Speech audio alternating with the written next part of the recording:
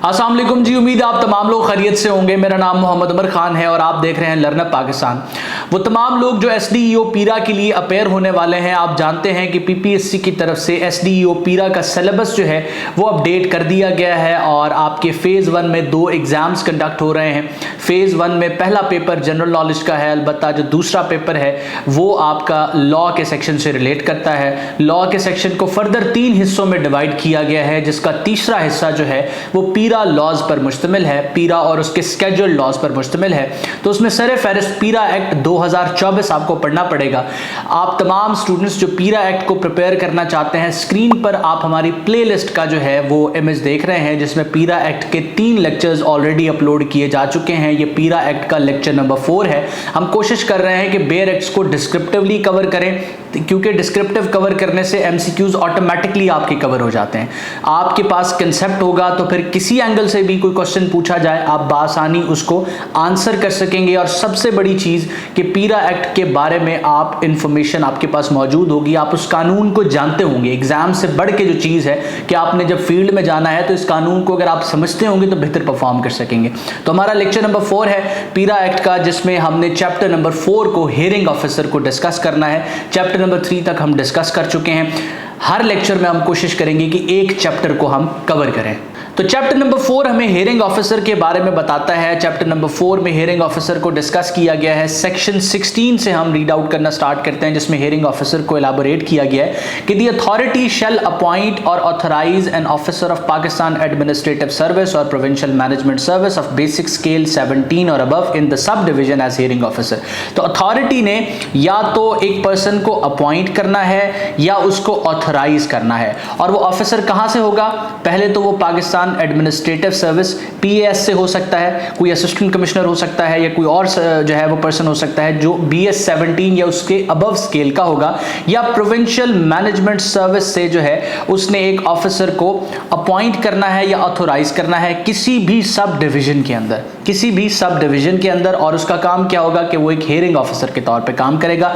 अच्छा, अब फर्दर इसको हम डिस्कस करते हैं कि who means hearing officer, who shall be competent to hear and decide representation for the purpose of this act. तो हियरिंग ऑफिसर जो अपॉइंट किया जाएगा पाकिस्तान एडमिनिस्ट्रेटिव सर्विस से या प्रोविंशियल मैनेजमेंट सर्विस से किसी भी सब डिवीजन के अंदर, किसी भी सब डिवीजन के अंदर, उसका काम क्या होगा कि उसने वो कॉम्पिटेंट होगा, उसके पास ये अथॉरिटी होगी कि वो सुन सकता है, हेयर कर सकता है, डिसाइड कर सकता है, सुन सकता है और डिसाइड कर सकता है रिप्रेजेंटेशंस को for the purpose of this act. इस एक्ट के पर्पस को फुलफिल करने के लिए जो रिप्रेजेंटेशंस उसके पास आएंगी वो उनको सुन सकता है। अब रिप्रेजेंटेशन से यहां क्या मुराद है उसको हम फर्दर डिस्कस करते हैं। सेक्शन 16 सब सेक्शन 2 की तरफ हम जाते हैं कि एनी ऑफेंडर, कोई भी कसूरवार इंसान या एग्रीव्ड पर्सन या कोई ऐसा शख्स जिसका राइट इन्फ्रिंज हुआ है, उस शख्स के अकॉर्डिंग मे फाइल आ रिप्रेजेंटेशन, वो रिप्रेजेंटेशन फाइल कर सकता है बिफोर द हियरिंग ऑफिसर। तो हियरिंग ऑफिसर के पास रिप्रेजेंटेशन कौन लेके जा सकता है? सबसे पहले कोई भी ऑफेंडर, ठीक है, कोई भी ऑफेंडर, और दूसरे नंबर पर कोई भी एग्रीव्ड पर्सन जिसका राइट उसके बकौल इन्फ्रिंज हुआ है। तो ये जो रिप्रेजेंटेशन उस एग्रीव्ड या ऑफेंडर ने लेके जानी है, ये कितने दिनों के अंदर लेके जानी है? 30 दिनों के अंदर लेके जानी है। कब से? कॉज ऑफ एक्शन, यानी कि जिस दिन से उस ऑफेंडर को या उस एग्रीव्ड पर्सन को लगा है कि उसके पास एक कॉज ऑफ एक्शन है, उसका राइट इन्फ्रिंज हुआ, लिहाजा उसको किसी फोरम पे जाना चाहिए, अपने राइट को जो है वो रिस्टोर करवाना चाहिए। तो ये कॉज ऑफ एक्शन उस दिन से अराइज हो जाएगा जिस दिन आपका राइट इन्फ्रिंज हुआ है। तो उस दिन से 30 दिन के अंदर अंदर आपने एक रिप्रेजेंटेशन लेके जानी है। किसके पास लेके जानी है? हियरिंग ऑफिसर के पास। और वो जो रिप्रेजेंटेशन आप लेके जाएंगे वो फॉलोइंग मैटर्स से रिलेट कर सकती है। अब वो मैटर्स कौन से हैं? सबसे पहले हम वो डिस्कस करते हैं। जब भी आपके खिलाफ फाइन इंपोज कर दिया जाएगा, against the fine imposed by enforcement officer under the act और द स्केड्यूल्ड लॉज, इस कानून के ताबे या इस कानून के स्केड्यूल्ड लॉज के ताबे अगर किसी इंसान के ऊपर इन्फोर्समेंट ऑफिसर की तरफ से कोई फाइन इंपोज कर दिया जाता है और वो समझता है कि फाइन गलत इंपोज किया गया है, तो वो क्या कर सकता है? रिप्रेजेंटेशन फाइल कर सकता है बिफोर हियरिंग ऑफिसर। आप इस रिप्रेजेंटेशन को एक अपील या एक कंप्लेन की सूरत में ले सकते हैं कि ये किसी हियरिंग ऑफिसर के पास फाइल होगी और किसी स्पेसिफिक जो है डिसीजन के अगेंस्ट या किसी एक्शन ऑफ एन ऑफिसर के अगेंस्ट फाइल होगी, और वो ऑफिसर जो है वो पीरा की अथॉरिटी से बिलोंग करता होगा। उसके बाद कोई भी रिप्रेजेंटेशन हियरिंग ऑफिसर के पास फाइल की जा सकती है जब आपके आर्टिकल्स को कॉन्फिस्केट कर लिया गया हो। कॉन्फिस्केट से मुराद है कि परमानेंटली उनको अपनी कस्टडी में ले लिया गया हो किसी गवर्नमेंट की तरफ से या गवर्नमेंट की किसी अथॉरिटी की तरफ से। जब उन आर्टिकल्स को कॉन्फिस्केट कर लिया गया हो, आर्टिकल्स की जगह वो कार्ड्स भी हो सकते हैं, व्हीकल्स भी हो सकते हैं, तो आर्टिकल्स को, कार्ड्स को, व्हीकल्स को जब कॉन्फिस्केट कर लिया जाए तब आप हियरिंग ऑफिसर के पास रिप्रेजेंटेशन लेके जा सकते हैं। किसी भी प्रीमिसेस को अगर सील कर दिया जाता है तब आप हियरिंग ऑफिसर के पास जो है वो अपनी रिप्रेजेंटेशन लेके जा सकते हैं। जब इंक्रोचमेंट्स को और पब्लिक न्यूजेंस को रिमूव किया जाता है तब भी आप हियरिंग ऑफिसर के पास अपनी जो है वो रिप्रेजेंटेशन लेके जा सकते हैं। Any ancillary matter arising out of actions by enforcement officer, और कोई भी ऐसा मैटर जो कि एंसिलरी है, मतलब इससे रिलेट करता है, इसके ताबे है या इसके एक्शन, एनफोर्समेंट ऑफिसर के किसी भी एक्शन की वजह से अगर आपके पास कोई कॉज ऑफ एक्शन आया या कोई मसला, आपका कोई मैटर अराइज हुआ है, तो उससे रिलेटेड भी आप जो रिप्रेजेंटेशन है वो कहां लेके जाएंगे, वो हियरिंग ऑफिसर के पास लेके जाएंगे। नेक्स्ट आप देखेंगे कि any other matter as may be prescribed the filing of representation in process of hearing shall be such as may be prescribed. तो वो इसके बाद एफ में कहता है कि कोई भी और मैटर जो है जिस तरीके से प्रिस्क्राइब किया गया है उस तरीके से हियरिंग ऑफिसर के पास आप लेके जा सकते हैं। अब ये रिप्रेजेंटेशन फाइल कैसे होगी, इसका प्रोसेस क्या होगा, वो कहता है कि ये कानून या इससे रिलेटेड जो रूल्स हैं जिस तरीके से वो प्रिस्क्राइब करेंगे उसी तरीके से जो है आप रिप्रेजेंटेशन को हियरिंग ऑफिसर के पास लेके जाएंगे। नेक्स्ट आप देखते हैं, ये चीज हम ऑलरेडी रिपीट कर चुके हैं, ये यहां पर आप इसको सबसेक्शन 3 के तौर पे देख रहे हैं, ये हमने सबसेक्शन 3 पढ़ा है, ठीक है। उसके बाद सबसेक्शन 4 की तरफ हम जाते हैं। The powers of hearing officer shall include but not limited to.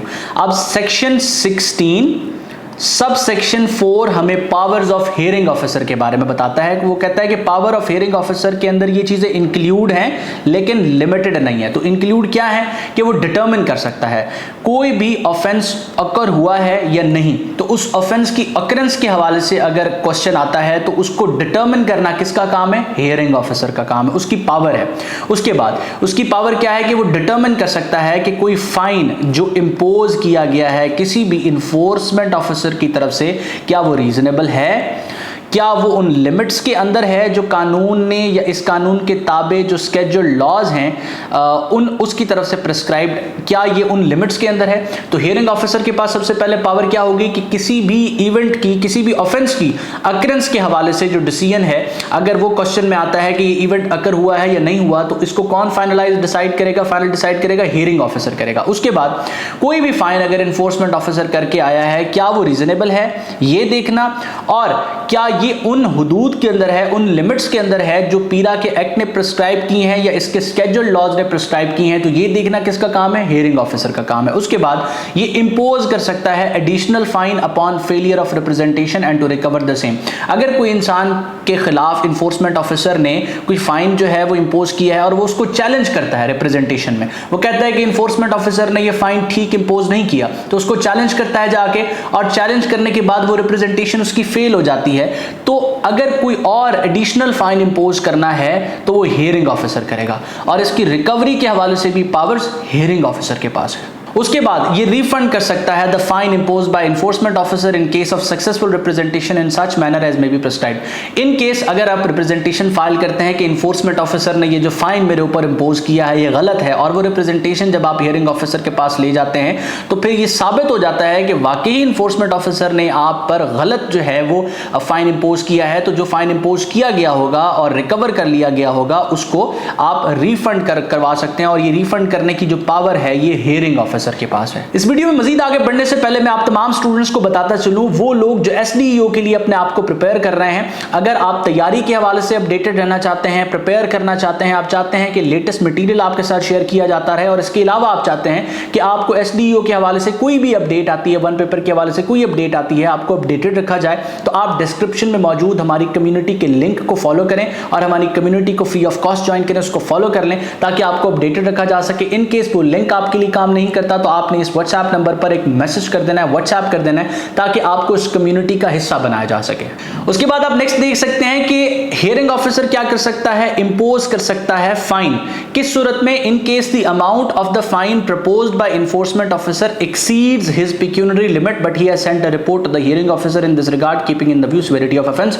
In case कोई ऑफेंस कमिट हुआ है किसी ऑफेंडर की तरफ से और एनफोर्समेंट ऑफिसर ने उसके ऊपर फाइन इंपोज किया है, लेकिन जो फाइन इंपोज किया है एनफोर्समेंट ऑफिसर ने वो उसकी पेक्यूनियरी लिमिट से एक्सीड कर रहा है, यानी कि इस कानून ने मखसूस अमाउंट तक का जुर्माना करने की पावर्स एनफोर्समेंट ऑफिसर को दी हुई हैं। और इन केस वो जो जुर्माना एनफोर्समेंट ऑफिसर किसी ऑफेंडर को करना चाह रहा है वो उसकी पेक्यूनियरी जो जुरिस्डिक्शन है, जो लिमिट्स हैं, उससे एक्सीड कर रहा है, तो वो हियरिंग ऑफिसर को एक रिपोर्ट भेजेगा और हियरिंग ऑफिसर उस रिपोर्ट को देखने के बाद क्या कर सकता है, वो फाइन इंपोज कर सकता है उस ऑफेंडर के ऊपर। उसके बाद जो है हियरिंग ऑफिसर के पास क्या पावर है कि वो डिटरमिन कर सकता है इन्फोर्समेंट कॉस्ट को। इन केस कोई इन्फोर्समेंट ऑपरेशन किया गया है उस पे आने वाली इन्फोर्समेंट कॉस्ट को, उस पे आने वाले रेंट को और अदर एंसिलरी कॉस्ट जो है या पेनल्टीज जो है वो इंपोज कर सकता है या डिटरमिन कर सकता है। और ये report sub divisional enforcement officer SDEO की तरफ से भेजी जाती है और इस रिपोर्ट के ऊपर अमल करते हुए वो डिटरमिन कर सकता है इन्फोर्समेंट कॉस्ट को,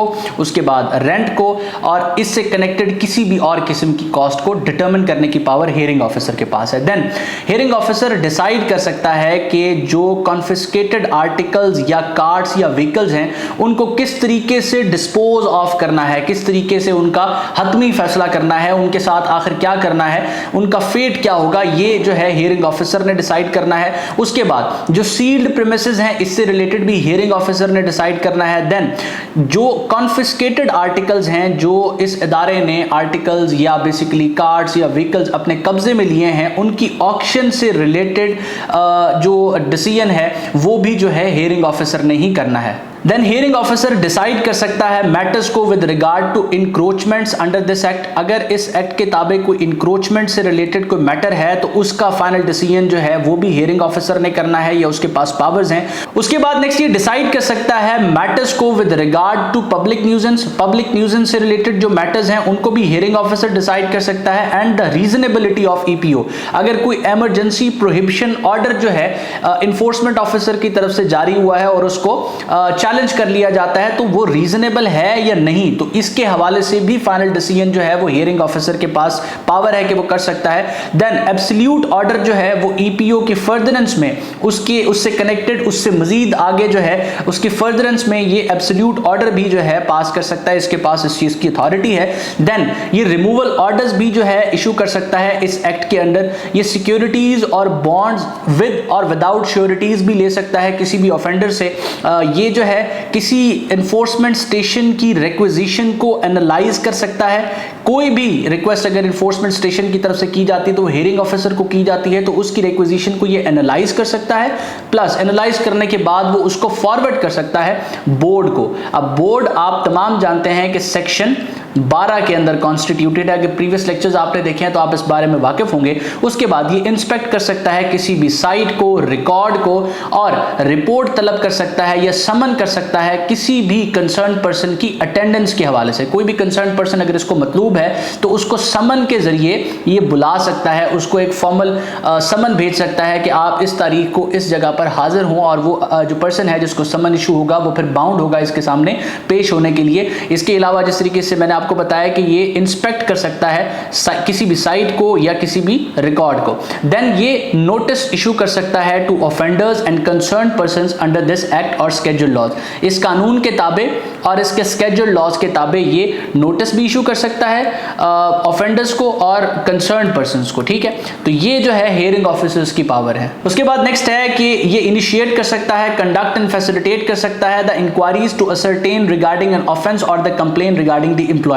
तो किसी भी एम्प्लॉय ऑफ द अथॉरिटी के अगेंस्ट ये मुख्तलिफ किस्म की इंक्वायरीज कंडक्ट भी कर सकता है, इनिशिएट भी कर सकता है, उसमें फैसिलिटेट भी कर सकता है। कोई भी अथॉरिटी का एम्प्लॉय है अगर उसके अगेंस्ट जो कंप्लेन आती है उसको असरटेन करने के लिए ये इंक्वायरीज जो है वो कंडक्ट, इनिशिएट और फैसिलिटेट कर सकता है। Then take into account any mitigating और एग्रीवेटिंग फैक्टर। अब कोई भी ऐसा फैक्टर वाइल डिसाइडिंग, ये कोई जो इसके पास जो है रिप्रेजेंटेशन आई है उस रिप्रेजेंटेशन को डिसाइड करते हुए ये मिटिगेटिंग फैक्टर्स भी देख सकता है, कोई ऐसा फैक्टर जिससे जो ऑफेंस की ग्रेविटी है वो कम हो रही है तो उन मिटिगेटिंग फैक्टर्स को भी कंसीडर कर सकता है। प्लस ऑफेंस की जो ग्रेविटी है अगर वो इंक्रीज हो रही है किसी स्पेसिफिक फैक्टर से तो उसको एग्रीवेटिंग फैक्टर कहेंगे, तो उस फैक्टर को भी अंडर कंसीडरेशन रख सकता है while deciding representation. Then next इसकी अथॉरिटी है कि ये डिसाइड कर सकता है रिप्रेजेंटेशन को जो कि ऑफेंडर्स की तरफ से फाइल की गई होंगी या एग्रीव्ड पर्सन की तरफ से फाइल की गई होंगी, और ये जो रिप्रेजेंटेशन डिसाइड करेगा ये बेसिकली उसी मेथड और उसी जो है वो तरीकाकार और टाइम के अकॉर्डिंग करेगा जो इस कानून के ताबे प्रिस्क्राइब्ड होगा। उसके बाद नेक्स्ट है कि ये रिड्रेस कर सकता है ग्रीवियंस को on the complaint filed by an aggrieved person against the transgression of an employee in the concern sub division. जिस सब डिवीजन का ये हियरिंग ऑफिसर है उसका कोई भी एम्प्लॉय अगर कोई ऐसा काम करता है जो अगेंस्ट द लॉ है, ट्रांसग्रेशन करता है, तो उसके अगेंस्ट अगर कोई एग्रीव्ड पर्सन जिसका राइट इन्फ्रिंज हुआ है वो कंप्लेन लेके आता है तो उस कंप्लेनेंट की जो ग्रीवियंस है उसका रिड्रेसल भी जो है हियरिंग ऑफिसर कर सकता है। उसके बाद provide interim relief to the aggrieved person in such manner as may be prescribe. अगर कोई रिप्रेजेंटेशन इसके पास आई है, कोई कंप्लेन इसके पास आई है तो वो फॉर एग्जांपल प्रोसेस में है और ड्यूरिंग प्रोसेस अगर उसको कोई इंटरम रिलीफ प्रोवाइड करना है, यानी कि फाइनल डिसीजन से पहले कोई इंटरम रिलीफ देना है ताकि जब तक फाइनल डिसीजन ना हो इस पर्सन का ये राइट इन्फ्रिंज ना होता रहे तो ये इंटरम रिलीफ भी हियरिंग ऑफिसर जो है ग्रांट कर सकता है। उसके बाद हियरिंग ऑफिसर सुपरवाइज कर सकता है, मॉनिटर कर सकता है, रिव्यू कर सकता है प्रोग्रेस और परफॉर्मेंस जो इन्फोर्समेंट स्टेशन की है उसको, किसी भी इन्फोर्समेंट स्टेशन जिसका वो हियरिंग ऑफिसर अपॉइंटेड है उसकी प्रोग्रेस और परफॉर्मेंस को वो मॉनिटर, सुपरवाइज और रिव्यू कर सकता है। उसके बाद ये परफॉर्म कर सकता है such other functions and exercise such other powers as may be notified और डेलीगेटेड बाय द अथॉरिटी और board from time to time for carrying out the purpose of this act. तो कोई भी पर्पस ऑफ दिस एक्ट अगर fulfil करना है, for example जिस purpose के लिए कानून बनाया गया उसको फुलफिल करने के लिए अथॉरिटी अगर कोई और पावर जिसको देना चाहे जो सेक्शन 16 में नहीं लिखी गई या कोई ऐसी पावर इसको डेलीगेट करना चाहे जो सेक्शन 16 में इसको नहीं दी गई तो वो इसको दी जा सकती है और ये वो जो है वो स्पेसिफिक जो डेलीगेटेड पावर होगी या कोई इसको फंक्शन असाइन किया जाएगा वो सेक्शन 16 के अंडर जो है इसका फंक्शन बन जाएगा और वो इसको परफॉर्म कर सकेगा। तो अब यहां पर आपने जानना क्या है, बेसिक इंफॉर्मेशन आपके पास क्या होनी चाहिए कि BS-17 का एक पर्सन जो कि पाकिस्तान एडमिनिस्ट्रेटिव सर्विस से होगा या प्रोविंशियल मैनेजमेंट सर्विस से होगा उसको अपॉइंट किया जा सकता है as a hearing officer. Hearing officer किसी भी सब डिवीजन के अंदर होगा, SDEO के ऊपर होगा। SDEO बेसिकली SDEO जो है BS-16 पर होगा, वो किसी भी इन्फोर्समेंट स्टेशन के अंदर होगा और इन्फोर्समेंट स्टेशन अगर एक सब डिवीजन के जो है ना अंदर 2 हैं तो उस पर एक हियरिंग ऑफिसर बैठा होगा और किसी भी किस्म की जो है जो रिप्रेजेंटेशन है वो हियरिंग ऑफिसर के पास फाइल की जा सकती है। हियरिंग ऑफिसर के बारे में सेक्शन 16 में तफसील से बताया गया जिसको हमने डिस्कस किया। उसके बाद सेक्शन 16 के रिमेनिंग पार्ट को हम डिस्कस करते हैं जिसमें सिंपली वही बात की गई है जो इनिशियली मैंने आपको सेक्शन 16 में बताई है कि जब भी कोई हियरिंग ऑफिसर किसी रिप्रेजेंटेशन का डिसीजन कर रहा होगा तो उस रिप्रेजेंटेशन के डिसीजन को करते हुए उसने वो तमाम फैक्टर्स जो किसी ऑफेंस की नेचर को, किसी ऑफेंस की बेसिकली इंपैक्ट को एग्रीवेट कर रहे हो यानी कि उसको बढ़ा रहे हो, उन तमाम फैक्टर्स को देखना है। फॉर एग्जांपल एक ऐसा बंदा है जो हैबिचुअल एक मखसूस किस्म का काम कर रहा है जो इस एक्ट के अगेंस्ट है, यानी कि वो इंक्रोचमेंट कमिट कर रहा है, उसको एक बार वार्निंग दी गई, उसके खिलाफ एक बार फाइन इंपोज किया गया, वो दोबारा से वही चीज कर रहा है, तो ये एक ऐसा फैक्टर है जो उस ऑफेंस की नेचर को एग्रीवेट कर रहा है। अगर वो दोबारा से ऐसा ऑफेंस करता है और हियरिंग ऑफिसर के सामने इस तरह की कोई रिप्रेजेंटेशन आती है तो वो उस एग्रीवेटिंग फैक्टर को कंसीडर करके सजा को बढ़ा सकता है, जो इंपोज की गई है एनफोर्समेंट ऑफिसर की तरफ से उसको बढ़ा सकता है। और इन केस कोई मिटिगेटिंग फैक्टर है, कोई ऐसा फैक्टर है जो ऑफेंस की नेचर को, ग्रेविटी को कम कर रहा है। फॉर एग्जांपल एक ऑफेंस कमिट हुआ है और वो ऑफेंस इस वजह से कमिट हुआ है कि वो पर्सन जिसने वो काम स्टार्ट किया वो अनअवेयर था, उसको एक बार वार्निंग दी गई, उसने उस वार्निंग के बाद या उस फाइन इंपोज होने के बाद जो है कोई ऐसे काम किए जिससे उसके ऑफेंस की जो ग्रेविटी थी, जो इंपैक्ट था लोगों पर, जिसकी वजह से जो है वो लोगों को नुकसान हुआ तो वो कम हो गया, तो ये मिटिगेटिंग फैक्टर है। तो इस तरह की रिप्रेजेंटेशन को डिसाइड करते हुए हियरिंग ऑफिसर के पास ये पावर है कि मिटिगेटिंग फैक्टर को भी अंडर कंसिडरेशन रख सकता है और जो फाइन इंपोज किया गया उसको रिड्यूस कर सकता है। तो ये सिंपल इसके अंदर बात की गई है। इसके बाद हम सेक्शन 17 को डिस्कस करते हैं जो प्रोसीजर ऑफ हियरिंग या प्रोसीजर एट हियरिंग को डिस्कस कर रहे हैं कि जब भी हियरिंग ऑफिसर के पास आप रिप्रेजेंटेशन लेकर आएंगे तो हियरिंग हेयरिंग का जो प्रोसेस है वो क्या होगा। तो यहाँ सिंपली बताया गया है कि save as may be expressly provided in the act. तो इस चीज से ये मुराद है कि अगर इस एक्ट में कोई और बात, कोई और प्रोसीजर के बारे में जो है गाइडलाइंस दी गई हैं, तो सबसे पहले वो एज इट इज रहेंगी, ये जो सेक्शन है ये उसको अफेक्ट नहीं करेगा। तो save as may be expressly provided in the act. तो यहां से हमारी जो है वो बात स्टार्ट हो रही है कि hearings shall be conducted समरली and कानून शहादत 1984 शैल नॉट अप्लाई। तो जब भी किसी किस्म का ट्रायल कोर्ट में स्टार्ट होता है तो कानून शहादत की प्रोविजंस अप्लाई होती हैं कि एक मखसूस तरीकाकार से एविडेंस रिकॉर्ड किया जाता है। एविडेंस किसी जो है विटनेस, फॉर एग्जांपल जब आप विटनेस की गवाही करवाते हैं तो वो भी कानून शहादत ऑर्डर के अंडर होती है। प्लस अगर किसी किस्म का आप अपने क्लेम के सपोर्ट में डॉक्यूमेंट प्रोड्यूस करना चाहें तो वो भी कानून शहादत के अकॉर्डिंग होता है, यानी कि ट्रायल जो आपका चल रहा होता है वो कानून शहादत ऑर्डर के अकॉर्डिंग चल रहा होता है। तो यहां पर उसने कहा कि कानून शहादत ऑर्डर की प्रोविजंस जो है वो अप्लाई नहीं होंगी जब भी हेयरिंग स्टार्ट होगी, और हेयरिंग्स बेसिकली जो है वो समरली होंगी। Then all proceeding may be audio video recorded by the hearing officer to ensure transparency and for the purpose of maintaining record of all proceeding. तो हियरिंग ऑफिसर ने जितनी भी प्रोसीडिंग्स करनी है उनकी ऑडियो वीडियो को record किया जाएगा ताकि जो प्रोसीडिंग का रिकॉर्ड है उसको मेंटेन किया जा सके। उसके बाद आप देख सकते हैं the enforcement officer may attend the hearing but is not required to do so unless specifically asked to attend by the hearing officer. तो इन्फोर्समेंट ऑफिसर जो है जिसके खिलाफ आप रिप्रेजेंटेशन लेके आए हैं तो उसका रिप्रेजेंटेशन या हियरिंग में मौजूद होना जरूरी नहीं है। अगर हियरिंग ऑफिसर की तरफ से उसको डिक्टेट किया जाता है तो वो बाउंड होगा, अदरवाइज वो बाउंड नहीं है। उसके बाद written and oral evidence shall be submitted by any person at the hearing. तो कोई भी पर्सन जो रिप्रेजेंटेशन लेके आया है, जिसके बिहाफ पर रिप्रेजेंटेशन आई है, वो अपना रिटन या ऑरल एविडेंस जो है वो सबमिट करवा सकता है। और याद रहे कि ये जो रिटन या ऑरल एविडेंस है ये बेसिकली कानून शहादत ऑर्डर के अकॉर्डिंग नहीं होगा क्योंकि उसको स्पेसिफिकली एक्सक्लूड किया गया है। उसके बाद रिकॉर्डिंग ऑफ एविडेंस। अब डेफिनेटली अगर कानून शहादत ऑर्डर अप्लाई नहीं कर रहा तो फिर एविडेंस को कैसे रिकॉर्ड किया जाएगा, उसके पर्पस को सेक्शन 18 में एलाबोरेट किया गया है। So any evidence under the act shall be taken on oath और अफर्मेशन। कोई भी एविडेंस इस कानून के ताबे अगर लिया जाएगा तो वो ओथ और अफर्मेशन पे लिया जाएगा, except as may be otherwise provided. अगर इसके अलावा कोई और प्रोसीजर प्रोवाइडेड है तो वो प्रिवेल कर सकता है, बट जनरल जो प्रिंसिपल है वो यही रहेगा कि कोई भी एविडेंस ओथ और अफर्मेशन पे होगा, provided be recorded and kept maintain in the prescribed manner. तो उसको रिकॉर्ड भी किया जाएगा और उसको मेंटेन किया जाएगा जो इस कानून के ताबे एक प्रिस्क्राइब्ड मैनर है उसके अकॉर्डिंग, ठीक है।